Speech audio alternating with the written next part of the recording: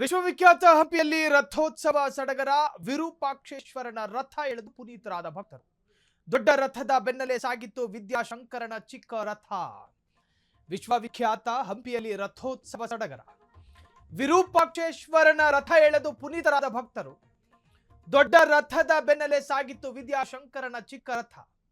ಕರ್ನಾಟಕ, ಆಂಧ್ರ, ತೆಲಂಗಾಣದಿಂದ ಭಕ್ತ ಸಾಗರ ಹರಿದು ಬಂತು. ಲಕ್ಷಾಂತರ ರೂಪಾಯಿಗೆ ಹರಾಜಾದ ರಥದ ಬಾವುಟ ಒಂದೆರಡಲ್ಲ ಲಕ್ಷಾಂತರ ರೂಪಾಯಿಗೆ ಹರಾಜಾಗಿದೆ.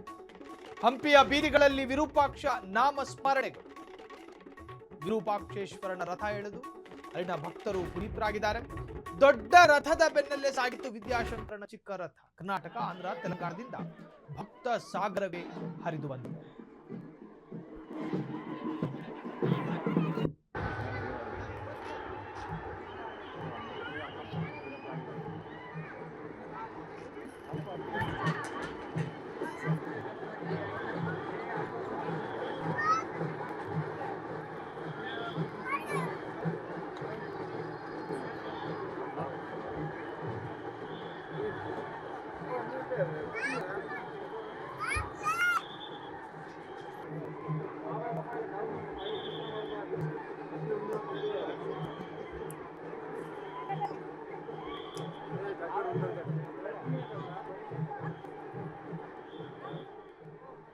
ಸೊ ವಿರೂಪಾಕ್ಷೇಶ್ವರನ ರಥ ಎಳೆದು ಪುನೀತರಾದಂತಹ ಭಕ್ತರು ಜನಸಾಗರವೇ ಹರಿದು ಬಂತು.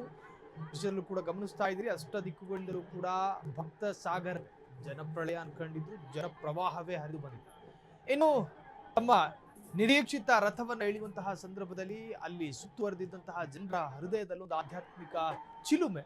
ಸೊ ಆ ರಥ ಎಳೆದು ಸಂತಸ ಪಟ್ಟಂತಹ ಭಕ್ತ ಸಾಗರ ತಾವು ಇಷ್ಟಾರ್ಥಗಳನ್ನ ಈಡೇರಿಸುವಂತಹ ದೈವ ಅಥವಾ ರಥ ಅಥವಾ ಸಾನ್ನಿಧ್ಯ ಅನ್ನೋ ನಂಬಿಕೆ ಆಧಾರದಲ್ಲಿ ಭಕ್ತರು ಬಂದಿರುತ್ತಾರೆ. ತಮ್ಮ ಪ್ರಾರ್ಥನೆ, ನಿಶಬ್ದವಾದಂತಹ ಪ್ರಾರ್ಥನೆ ಅಲ್ಲಿ ಸಲ್ಲಿಸಿದ್ರೆ ಅದು ಈಡೇರುತ್ತೆ ಎನ್ನುವಂಥ ಪ್ರತೀತಿ.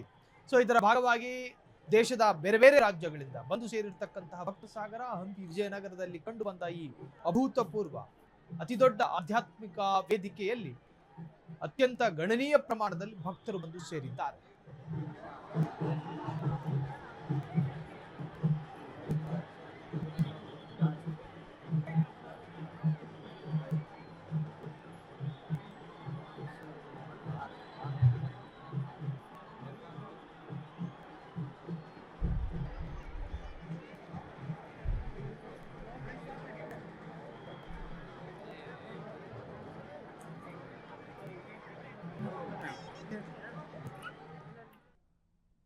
ಕ್ಷಣ ಕ್ಷಣದ ಸುದ್ದಿಗಳಿಗಾಗಿ ಫ್ರೀಡಂ ಟಿವಿ ಸಬ್ಸ್ಕ್ರೈಬ್ ಮಾಡಿ, ಲೈಕ್ ಮಾಡಿ ಹಾಗೂ ಫಾಲೋ ಮಾಡಿ.